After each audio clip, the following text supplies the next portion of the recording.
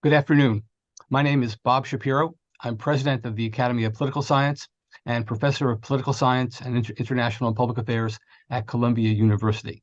It's my great pleasure to introduce once again our quarterly Academy of Political Science Forum, where we showcase one of the major articles published in our flagship journal, Political Science Quarterly.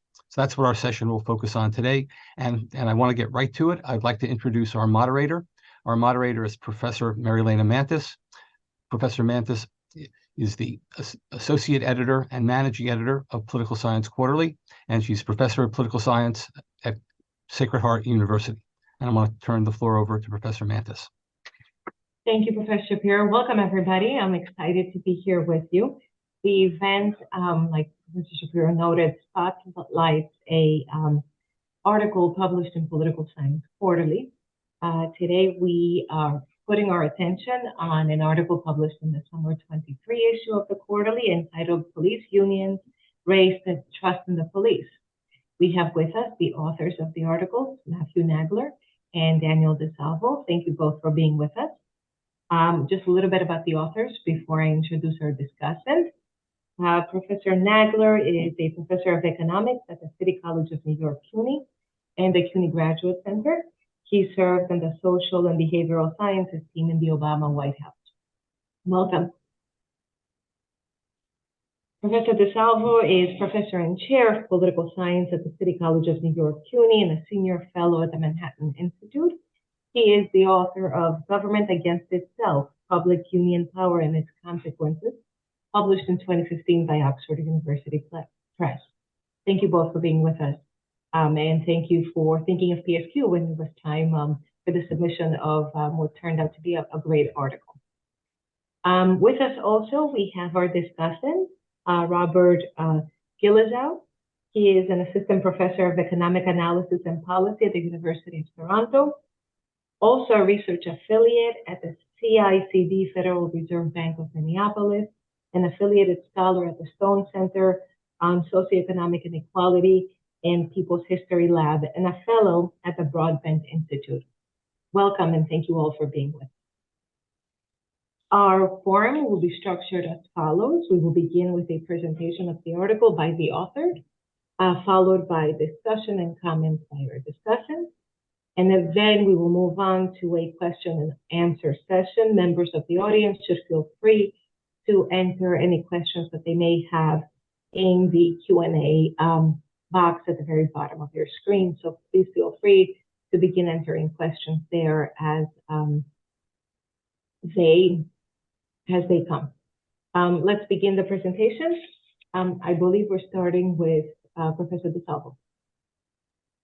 Well, thank you very much, Marilena, for that kind of generous introduction and for, again, spotlighting our article and of course, accepting it for publication in Political Science Quarterly. And thanks to Rob for taking some time out to comment on our paper. I'll get right to my remarks about the paper. I'll just do a little setup about our motivation and the context of the paper, and then I'll turn it over to Matt, who will walk us through some of the statistical and empirical portions of what we did. The real context for this paper came out of the tragic killing of George Floyd in the summer of 2020 in Minneapolis, which sparked really a national debate about policing. And the riots and protests in many cities around the country started to seem that there was a major breakdown in trust in the police, at least in large urban centers. And part of that debate was a debate about whether police unions shielded bad officers, and that police unions were somehow responsible for increased violence against citizens, and at the root then reducing trust in the police. So these kind of claims were all bandied about in the public debate in the wake of the Floyd killing. And that prompted us to say, well, do these claims really actually hold water? So we set out to investigate this relationship between police unions and trust. And what we found, just briefly and in a nutshell, was that collective bargaining rights, which is in some ways a proxy for police unions, because if you have those rights, the unions tend to form, didn't significantly impact trust directly, right? If you have collective bargaining rights, you're not more likely to trust the police, or vice versa. What we did find, and this again, modeling it in some ways out of the tragic incident of George Floyd's death, was what we found was that collective bargaining rights really buffered the fall in trust that occurs after police kill civilians, right? So trust declines after there's this, fatal encounter with the police amongst all groups. However, this fall in trust, in some ways goes away. In the wake of a fatal encounter where collective bargaining rights are present. That is, collective bargaining rights shores up trust in the police. Now, I want to mention briefly that our analysis has an important racial subtext, again, here, which is that attitudes towards the police have long been polarized along racial lines. Blacks trust the police much less than whites and other groups. And we find that in our data as well. The reasons for that are long and historic, and I don't think need to be gone into here. But I think one significant thing that we did find is that, fatal encounters with the police don't have a significant effect on Black trust. Black trust is already so low in a way that it has some room to fall, but it doesn't fall very much. And we interpret that as a kind of "I told you so" effect. Black Americans say, well, we didn't trust the police before, and look at these kind of outcomes that we observe. Moving more broadly to, beyond pulling from the headlines, we were also, I think, motivated to work on this paper, partly in terms of where police unions sit inside, and policing generally sit inside political science today, and the discipline.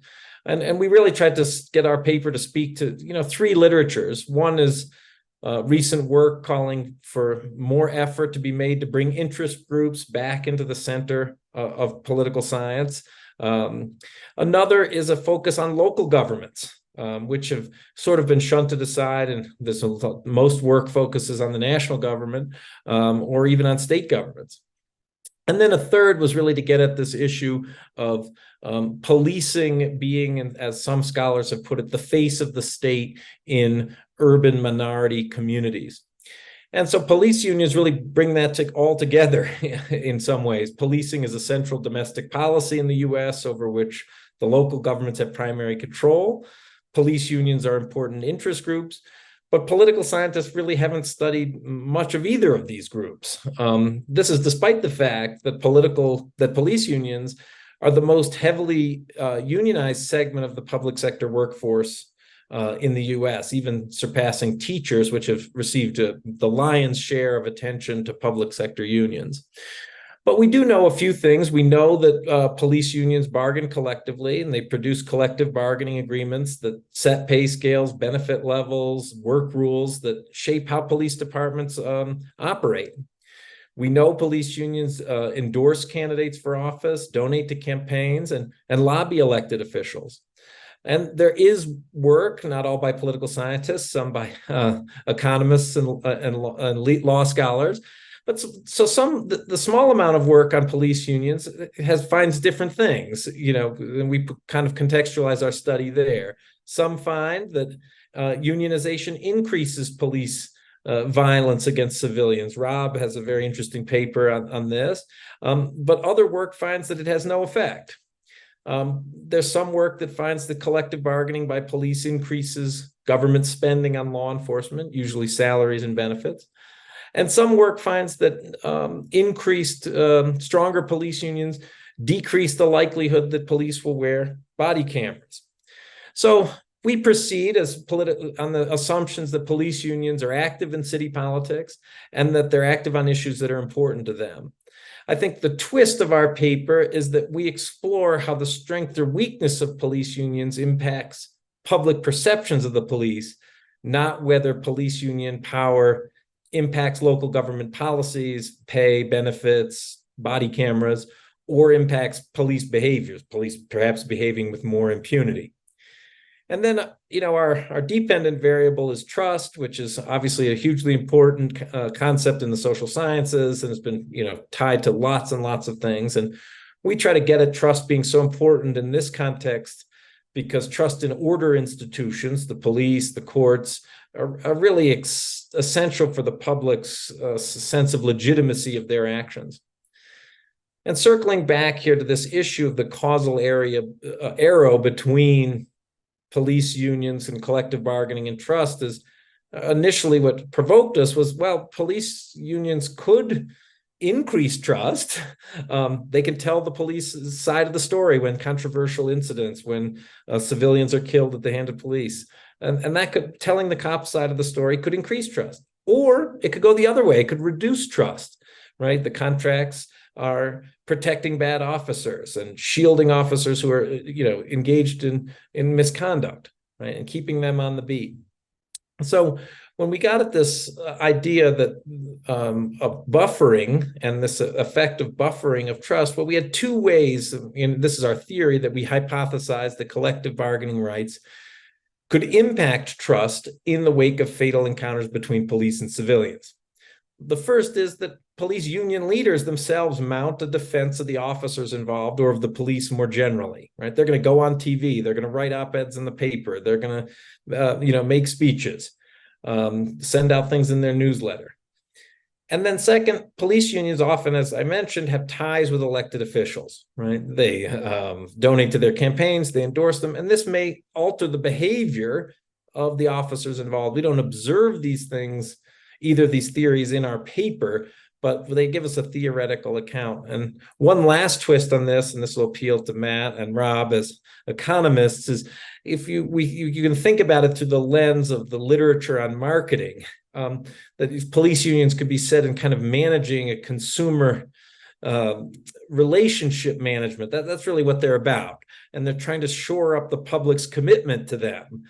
And Matt will talk a little bit more about, the differences in our findings along racial lines, but you can see here that really what police unions are doing in their public appeals in the wake of controversial incidents is appealing probably to non-Black Americans, and particularly whites, whose perhaps trust or support or attitudes for the police are more elastic or more likely to move, whereas Black Americans are sort of set in this distrustful posture towards police. But Matt will, I think, unpack our findings even more in detail and with statistical rigor. Matt, you want to take us to the next bit? Okay, well, thanks, Dan, for kicking us off. And let me share my screen, and hopefully everybody will be able to see this. Okay, so thanks again to Dan for providing us some background here. What I'm going to do is I'm going to take you through our data and our empirical results, and also share with you some pictures, some graphs and such that we think illustrate what the results are perhaps trying to tell us. So our main data item is data at the individual level on trust in the police. And this comes from the 2006 Social Capital Community Benchmark Survey. We match this data to three other data sources. We have our fatalities, which are the police killings of civilians, which are measured by fatalencounters.org. So that's the source for that data. We have a city level measure of political ideology from the American Ideology Project. And we have duty to bargain laws by state from the public sector collective bargaining law data set. Now, hold on, I'm just trying to, oh, there we go. So as I mentioned, our collective bargaining measure is at the state level. So you may wonder why we use a state level bargaining law as our proxy for local police unionization, since the unionization decision occurs at the level of a local police department. The reason is that state laws are the main determinant influencing the strength of public employee unions at the local level, and indeed in fact the de facto unionization of police departments. It's actually the case that once a state passes duty to bargain laws, that almost all the police departments in that state very rapidly will unionize, and so it's really a state level variable that matters here. Now, so we estimate a model that you see on this slide, where our dependent variable is trust at the individual level.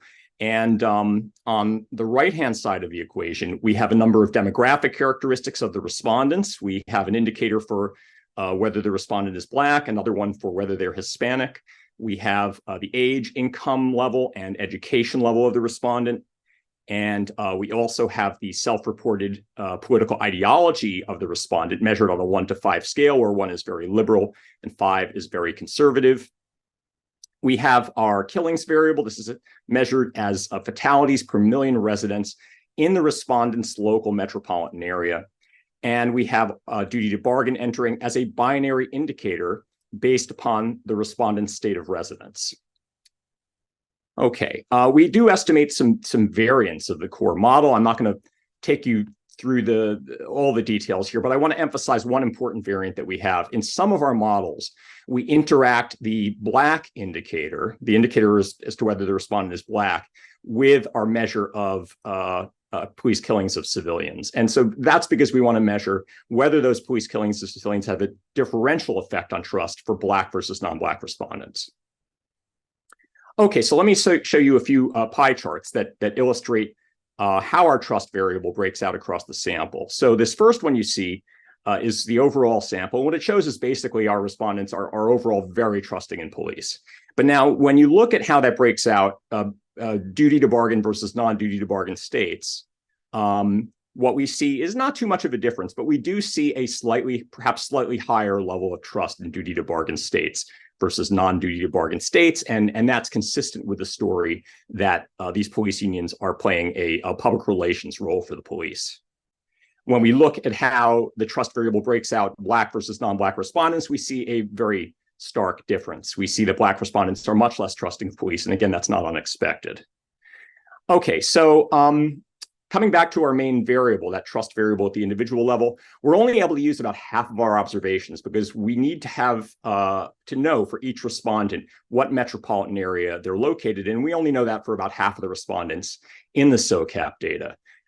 So for those respondents that we do use in our sample, they represent 11 metropolitan areas or MSAs, which are shown in the second bullet here. 8 of these are covered by duty to bargain laws, 3 are not. That may seem a little bit skewed, but it's actually consistent with the skewing of the states. The vast majority of US states have duty to bargain laws in place. And so this group of metropolitan areas is broadly representative of large versus small cities, geographic dispersion across the United States, and it's an ideologically diverse sample as well. Okay, so we estimate this model using ordinary least squares, linear regression.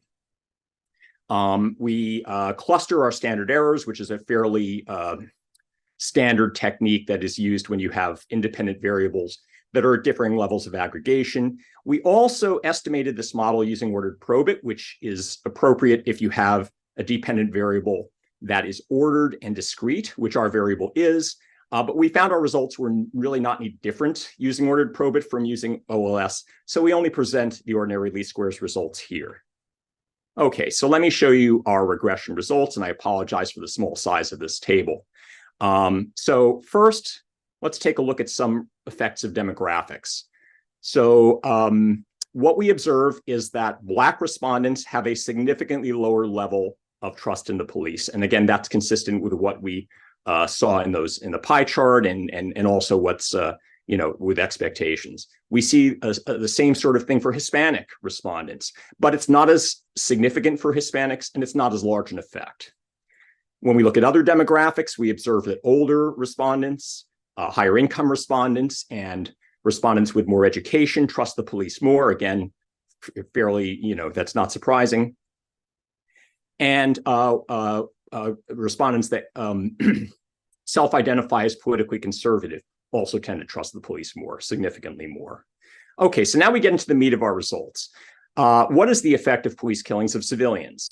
Well, it's significant and negative across the board. However, when I say across the board, I mean across our 6 regressions. However, there is an asterisk on this. And for that, to explain that, I need to put up some more things here.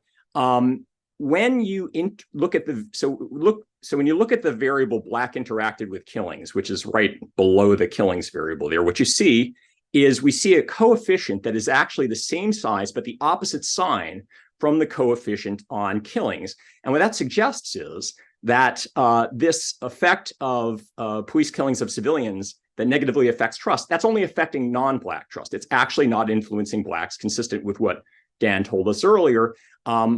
This is what we call the I told you so effect. I mean, Blacks already know what's going on with the police. It's the non-Blacks that are really kind of woken up by these police killings of civilians. And the other interesting thing that we see is with regard to duty to bargain.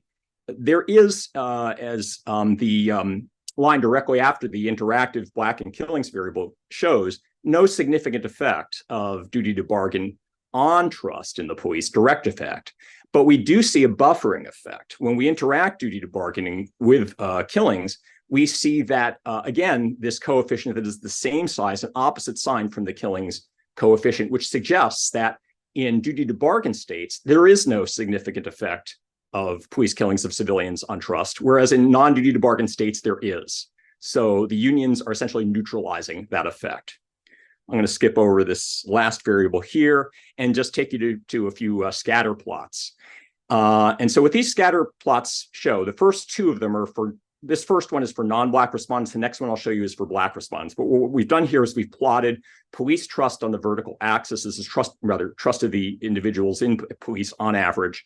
And on the horizontal axis are police killings of civilians per million population. And each dot here represents a state. So two things to notice in this scatter plot. First of all, the dots are very high up here in the chart, indicating a very high level of trust in the police among non-Blacks. And also there's a slight downward slope to these dots, suggesting that as for those states where there are higher numbers of fatalities at the hands of police, we see lower trust, which is again consistent with the regression results. Now, the chart I'm about to show you for Black respondents has exactly the same scale on both axes. So I'm going to quickly flip back and forth between them, and I want to focus now on the Black one. The big difference that we notice here, two things. First of all, the dots are a lot lower. Black respondents trust the police a lot less than non-Black respondents. And secondly, there isn't that downward slope. So we are not seeing that effect of police killings of civilians on Black trust. It doesn't seem to influence the equation at all. The last scatter plot I want to show you combines the Black and non-Black respondents into one plot. But what we've done here is we've plotted a best fit line, two different best fit lines, actually one for non-duty to bargain states and one for duty to bargain states. And what we see is that the best fit line for duty to bargain states is flatter than for non-duty to bargain states, suggesting, again, the effect of unions neutralizing that negative impact of police killings of civilians on trust.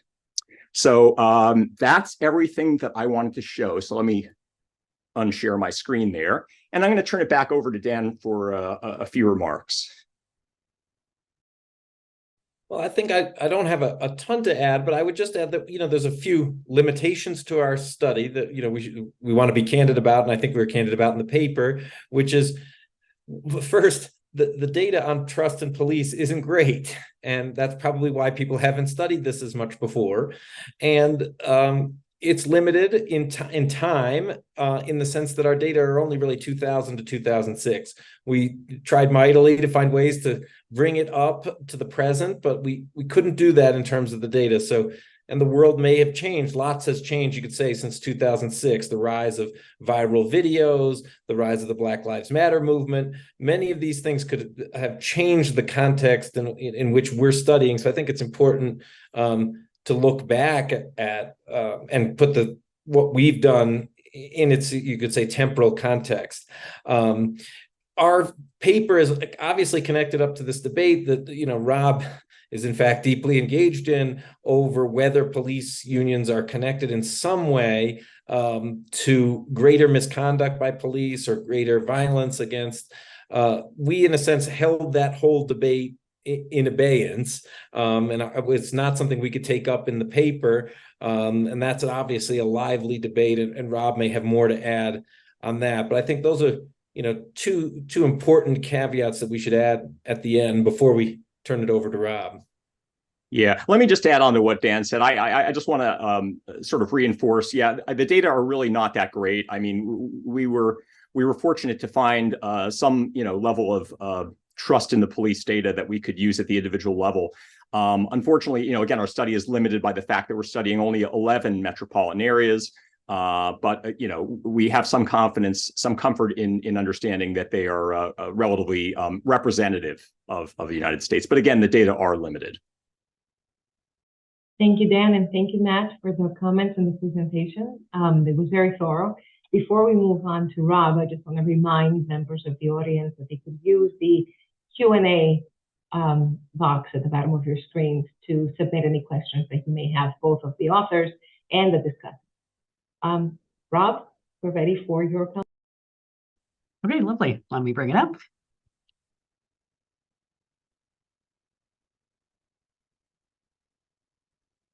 Okay, is that coming through okay? Can I get a thumbs up? Okay, lovely. I'm grateful to be here today to talk about this really important work by Daniel and Matt. And I'm joining you from the University of Toronto, which is on the traditional territories of the Huron-Wendat, the Seneca, and the Mississaugas of the Credit. So I'll flag ex ante that I'm coming to this work from the perspective of an economist, an economic historian, one located nowadays at a business school. And I'm going to focus in on the implications, but also on the applied causal microeconometrics. But with that being said, I do care about institutions. Most of my research is based at the intersection of race, discrimination, state institutions, with, as noted earlier, a couple of papers directly in the literature on police unions and police violence. But as always, to apply the caution that you would apply to any economist comments to my comments. So I think I have about 10 minutes. And so my plan is to begin by walking through the core research question, the approach, and the findings. Then I'm going to kind of get into the meat of maybe what's going to be useful, talking through the key contributions, the caveats you should have with the work. And I think that the authors have done a really good job at being clear that, that there are huge data limitations, and that shouldn't be a reason to not tackle a question. So I think they're upfront with many of those caveats. And then honestly, I just think this is a really important area. And the data limitations make it super difficult. So then I'm going to spend most of the time talking through potential extensions to the work, which is hopefully valuable for any potentially in the audience. So, what are the authors trying to tackle in this work? The big question is really obvious, right? What determines public trust in law enforcement? That's the top line question. I think there are a couple of sub pieces that they care about, but wanting to do justice to that question. But then underneath the hood, it is taking this kind of newly burgeoning literature on police and law enforcement unions, on collective bargaining, on police associations, and trying to pull that into the trust literature. There's a small handful of papers on trust. Everyone, to some degree, is stymied by the fact that the data are brutal. I'll talk about some of the creative paths we maybe have around that a little bit later. But this is taking kind of typically survey measured trust and saying, do police unions matter? And then additionally, can any impacts with respect to killings be mitigated by that institution? So that I view that as a research question. It's a big one. It's one that it feels like at this point in the conversation we should have all the answers for, and we don't because of data limitations. The approach has noted 5,000 respondents across 11 metro areas linked to fatal encounters and some other data sets, and then a set of OLS regressions. That all makes sense given the data available. And I think simple is good. Great, someone made you report the probe, but I think OLS is the right way to go there. And then the key results are, unsurprisingly, police killings of civilians reduce trust, but the finding that it's not present for Black Americans, that is a really big finding. That is important. Obviously, it's still just suggestive at this point, but it has lots of potential commentary under the hood with respect to kind of path dependence and violence and how you get locked in mistrust. And so I'll talk about that more in the extensions. And then additionally, and it's not split out by race, which is something that I would love to see, but we have police unions essentially fully mitigating the trust impact of killings, which is large, right? That's potentially a huge effect. And that's going to be the big contribution, I would say, to the broader literature on police unions. And I think this paper is valuable, irrespective of the ongoing debate around police unions and violence. But that finding has some suggestions around why, if police unions are linked to bad outcomes, it might still kind of persist as an institution. So I think that that's roughly in line with what the authors view themselves as doing. Now, what are the big contributions? And so this one at the top, I view as the big story.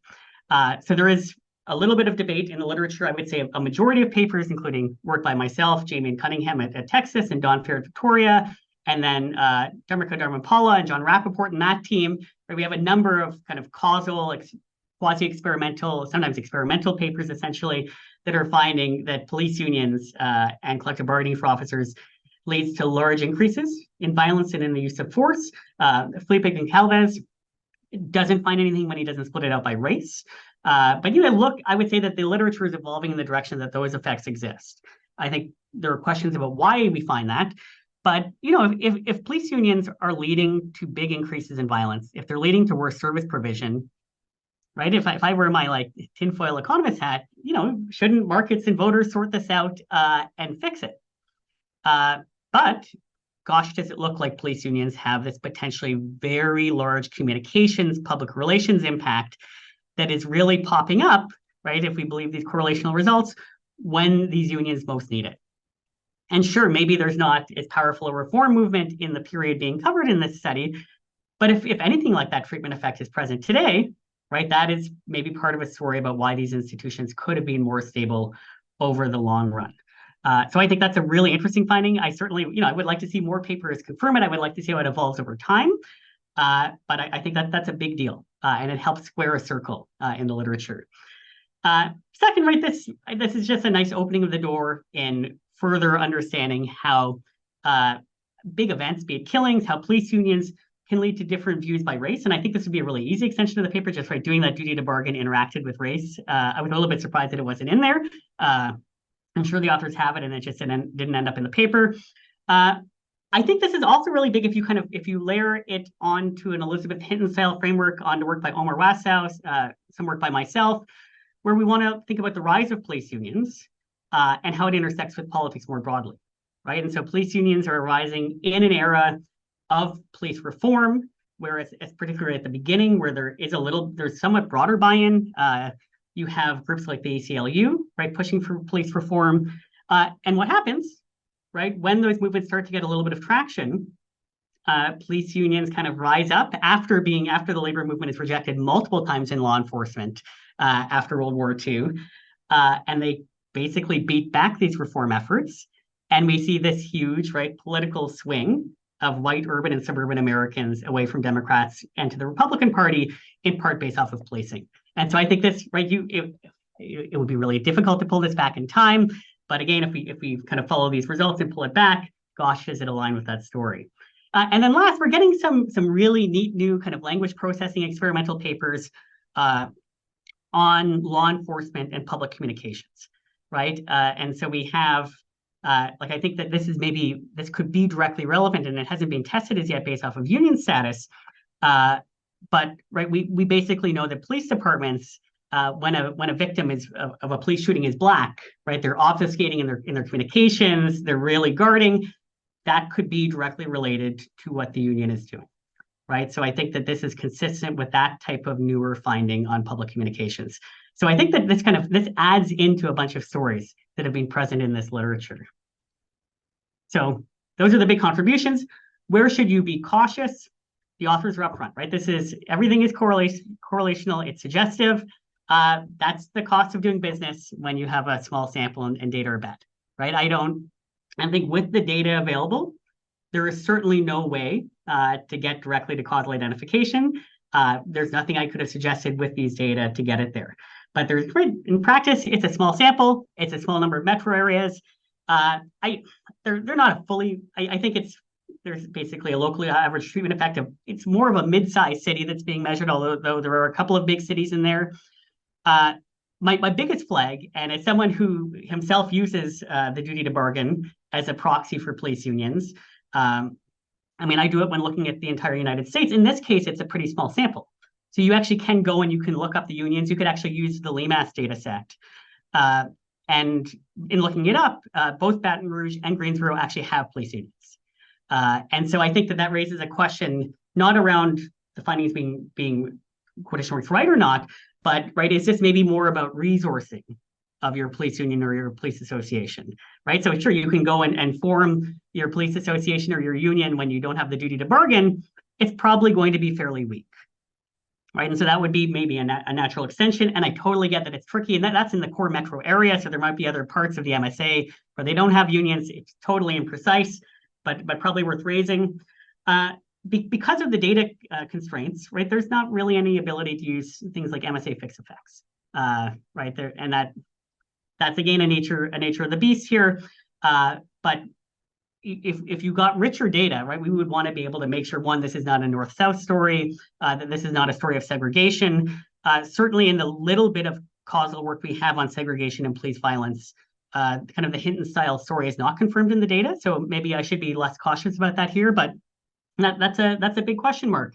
And then lastly, and I point taking that this debate is not settled, but I think that in practice, there's a pretty high likelihood that police unions and police killings are actually endogenous, which again makes interpretation here a little bit tricky. But I personally, I think that this finding is probably right, and I think it opens, right, it really says someone needs to go and build some type of panel data that's going to be able to address most of these concerns over the longer run. And then this point was raised.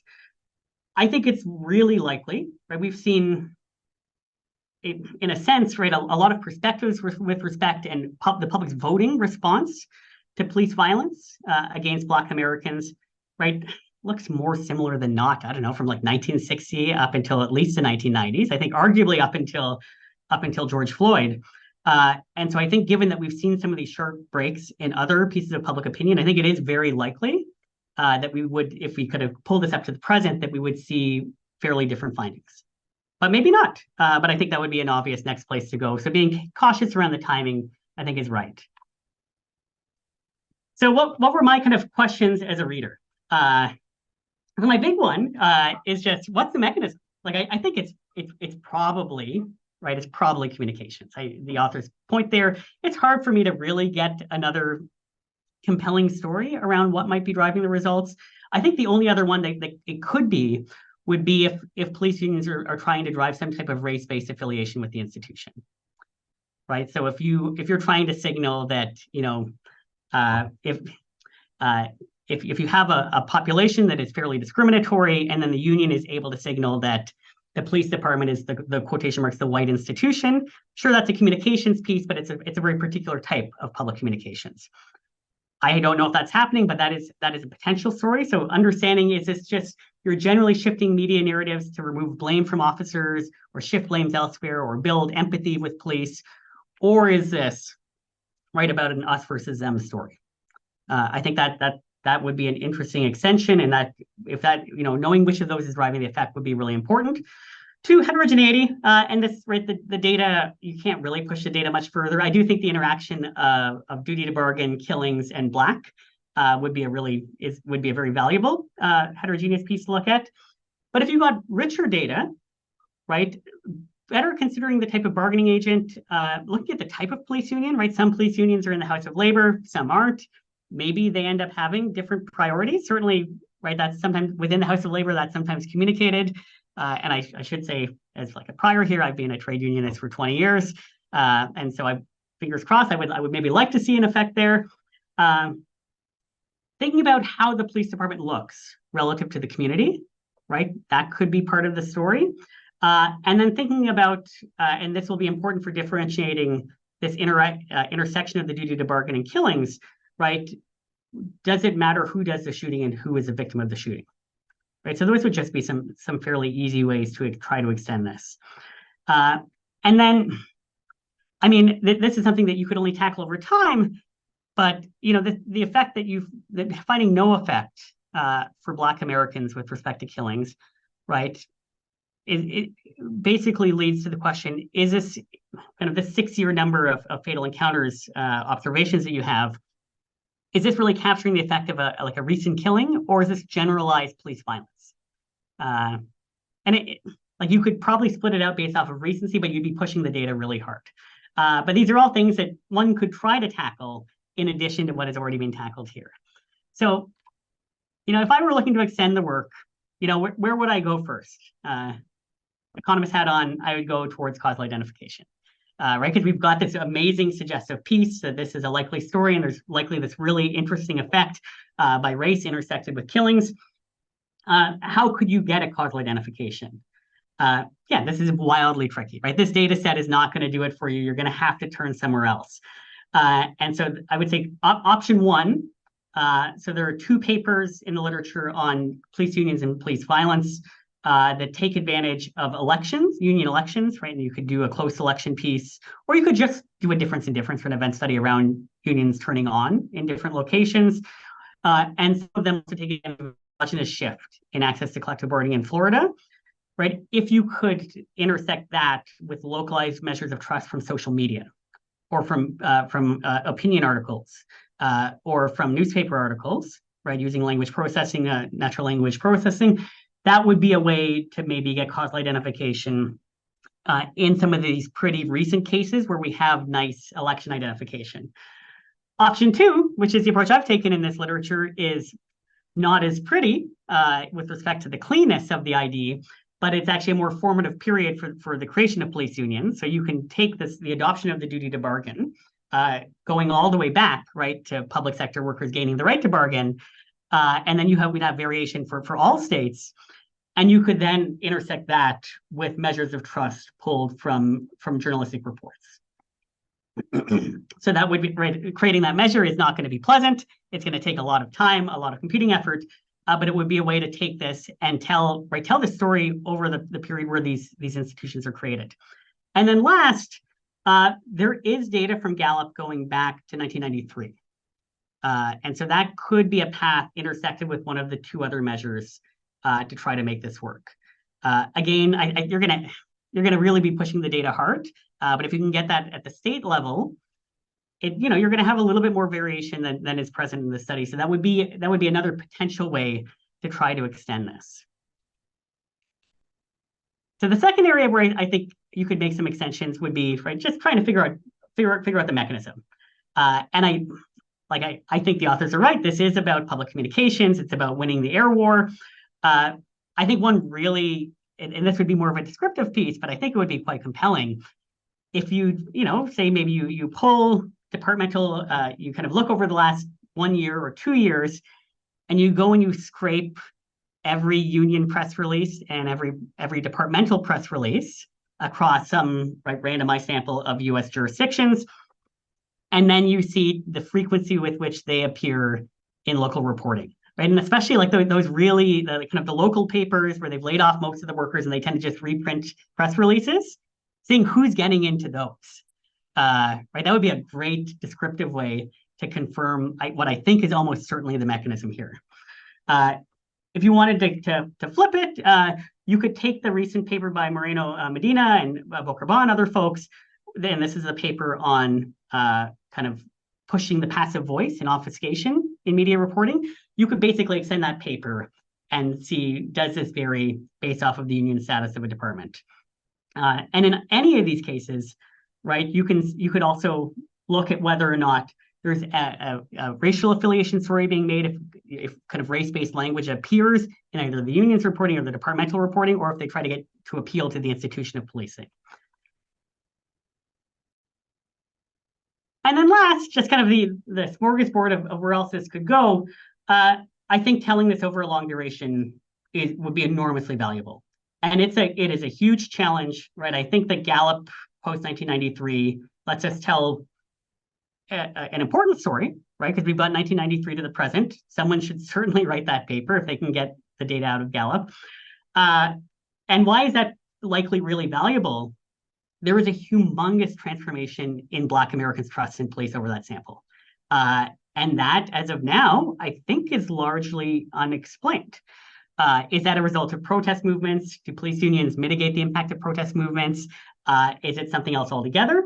That would be a great story to tell.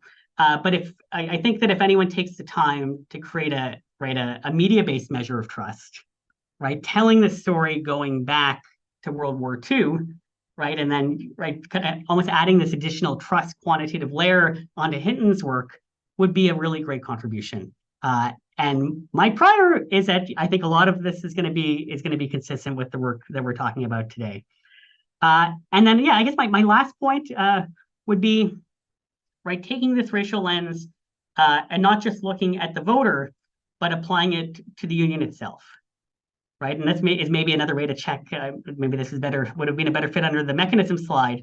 But, I give a bunch of ideas around how we could test if this is about communications. But if this is about racial affiliation, maybe this trust dimension doesn't work as well when you have a racialized leader of a police department in a predominantly white city, or the reverse. And so that would be another potentially interesting way to try to extend this work. But overall, this is a really important piece. It's quite helpful. It's something that I'm going to use in reference going forward, and I'm grateful for the opportunity to talk about it today. So thank you. Rob, thank you so very much for engaging with this paper in such a thorough way. I was watching Dan and Matt as you were speaking. Matt was just taking notes. So I think there is a desire here from both of them, and Dan was doing it on the other side as well, to respond to what you were saying. But I think there are comments, and I'm making an assumption here, but I think I know what's coming. We're really prompted by the fact that you truly thoroughly engaged with this paper in a way that was incredibly engaging and constructive, and that really is what makes us at the Academy MPHQ very happy to be hosting this forum, to give an opportunity for exchange of ideas within the discipline, but also to extend that out to all of those who will be watching this, who are watching this as audience members today and going forward. So I won't say anything further. I do want to give the authors an opportunity to respond. Matt, Dan, whoever would like to jump in first, please feel free to do so. Yeah, I think I'll start things off. And thank you so much, Rob, for your detailed and very substantive and extensive remarks on our paper. Very helpful. I mean, as Mary-Elena said, I was taking quite a few notes here, and actually would love to see your discussion presentation as well. But I especially appreciated the suggestions of sort of extension approaches that could use additional data. And there's a wealth of ideas here, and they're very interesting ideas. And I'm just taking a look at some of the things I wrote down here. I mean, I would say I'd be very, particularly, I think I kind of focused in on the mechanisms, and I'm very curious about these mechanisms and really sort of testing some of what we had speculated with regard to those mechanisms, and then taking a deeper dive into some other alternative looks at mechanisms too. So I think that's a really interesting avenue. And I want to just sort of also, say this for anybody who's out there who's studying this, who might want to sort of pick this up and run with it. A lot of great ideas there for extensions and additional stuff to do. Yeah, I would just pick up with 2 points on the extensions again. I just want to second Matt and Mary-Elena's comments, and thank you very much, Rob, for really deep and thorough engagement with the paper. It's so rare to get that, so we're very grateful. How many conferences have we all gone to where that hasn't happened? So we're very grateful for that. I was struck by, I'm very interested in some of the extensions on the trust stuff. I don't think I'm cheating on Matt in any way to say I'm doing some other work with some other colleagues on collective bargaining and trust more broadly. So I'm trying to follow up on some of this, but I was struck in your remarks a little bit about, some of the racial dimensions of this. And there, it would be really nice if we could use, some more demographics on police departments themselves as well. If we had data about the composition of the police forces versus the composition of the police unions themselves, right? Because there's often a big disjuncture in what the police union looks like versus what the police department itself looks like. I mean, I'm very parochial. Matt and I are New Yorkers, right? You look at the PBA in New York, it doesn't look much like the police force of New York City, which is very diverse, and so on. So anyway, your remarks were provocative and got me thinking along those lines.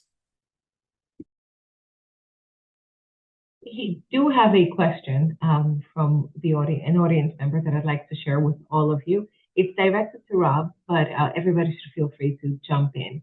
Do you see or think that the increase in unions for police is a result of the police reform and anti-police rhetoric? I'm an economic historian. I think that we have the best evidence on the initial wave, well, the wave of police unions in the 1960s. And I think in that case, it was really clearly a response to police reform efforts. So I do think that amongst rank and file officers, right, I see no reason to think that that would change on the net. With that being said, right, there are all sorts of different forms of unionism and one's approach to being a union member. And so I think that on the aggregate, police reform efforts likely lead to stronger engagement with police unions. But people have all different perspectives on the appropriate role of the union, how the union should be run, how elections should be held. And so I think that it probably increases demand for police unions. But I think within police unions, it also probably strengthens reform efforts and desires for more democratic unions and unions that take public safety more seriously. Matt and Dan, I don't know if you want to weigh in on this question. Thank you, Rob. I could move on to the next one, and this is a broad question. Dan alluded to this slightly. It's a general question for all three of you, and that it pertains to future research plans. And Rob, I know, opened up the gates with his comments on what could come next. But I know, Dan, you did mention that you're working on some other related areas. If you want to share with us, along with Matt and Rob, any research plans that you have in the works related to this, to the police, to labor unions, or organized labor more broadly, that would be helpful. Well, I guess I'll take that with some trepidation, since some of this work is really in its infancy. A couple of colleagues at other universities and I are just at the beginning stages of some work that sort of tries to look at like longer effects of tracking, and this goes to Rob's thing of expanding, the time horizons that's looked at. There's been some work on teachers' unions' effects, for example, by economists looking at their long-term effects, say, on wages and so on. If you go to a school that's where collective bargaining and unions are present versus a public school where that doesn't happen. We sort of are working on modeling something like that and looking on, well, if you did that, if you go to a school where the collective bargaining is present, does that impact your long-term trust in government, right? So in a sense, we just picking up from where extending the work of the economists who are interested in things like wages and so on, and they were able to track people, and they've put together the nice data sets, and then we just want to switch the dependent variable to be trust, because that's more something that political scientists have tended to be interested in. So that's really something that some colleagues and I have been discussing and is in its infancy, but sort of is related to this. I mean, I might point to another paper with my colleague Michael Hartney at Boston College and Pat Flavin at Baylor University. We have a paper that looks at government responsiveness, where you have either, to public opinion, is the ensemble of policies that a state government produces, does it track closely with public opinion or not? Or is it, you could say, off-center, as Jacob Hacker and Paul Pierce's term from some years ago had it.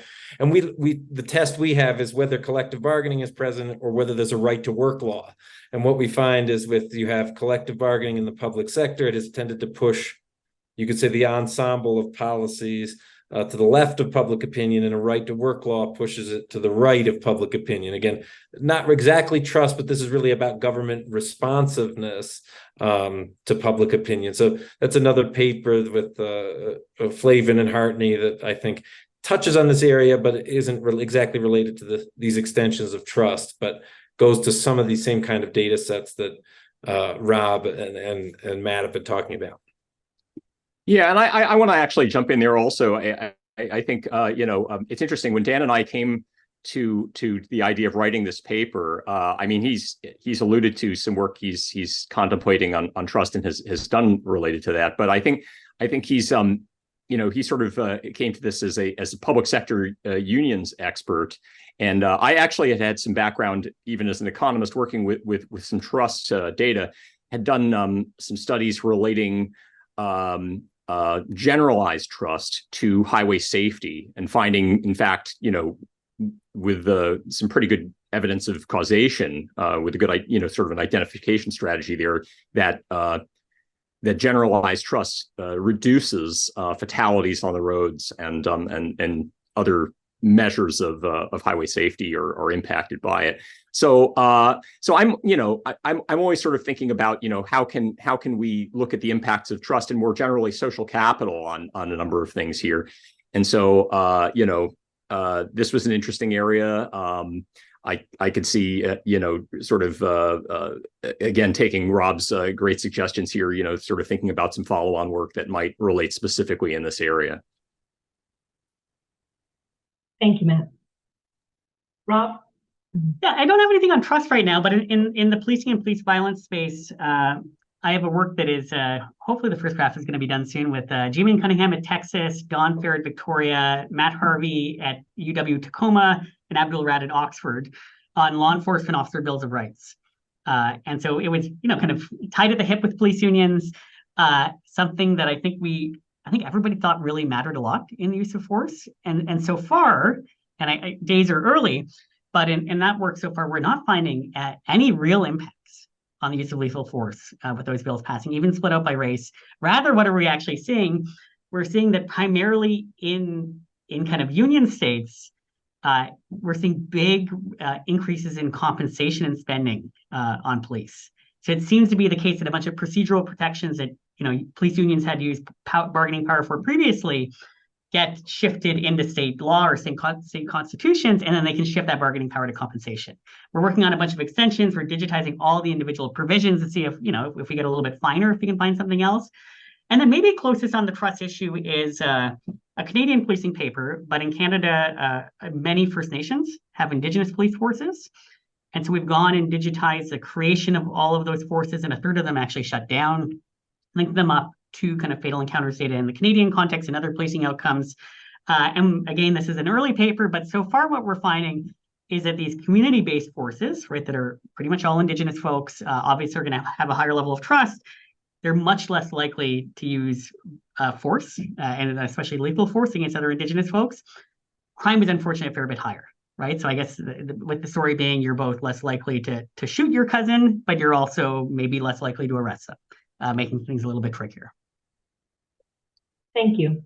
Thank you, Robin. Thank you all for giving us a small preview of what could possibly be coming. But we're very happy to know that more work is being done in this area. We were excited to receive the article from our end, and we hope that as you're looking for future publishing homes, you will think of TSQ as well for possible submissions.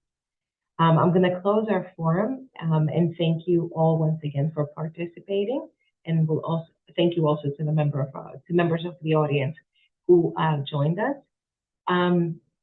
I look forward to seeing you again, perhaps on one of these forums, or corresponding with you on behalf of Political Science Quarterly. But on behalf of the Academy and Political Science Quarterly, thank you very much for your participation.